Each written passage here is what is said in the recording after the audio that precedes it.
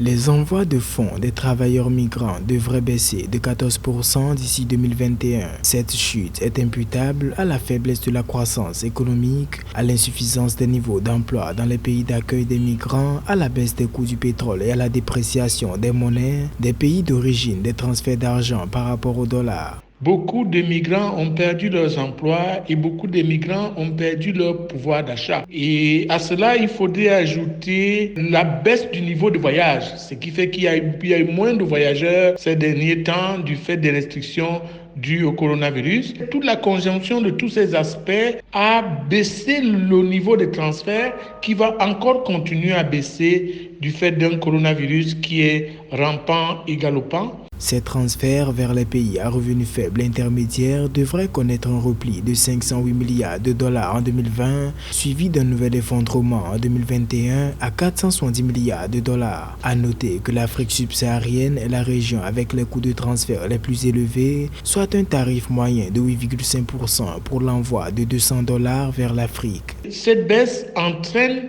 des problèmes économiques dans les pays à forte dépendance de l'argent de la diaspora. On va prendre des pays comme le Mali, où les populations attendent beaucoup de transferts d'argent de la diaspora. On va prendre des pays comme les Comores, où plus de 20% du PIB des Comores dépend des transferts de la diaspora. Et les économies vont donc connaître un grand coup de ce fait-là.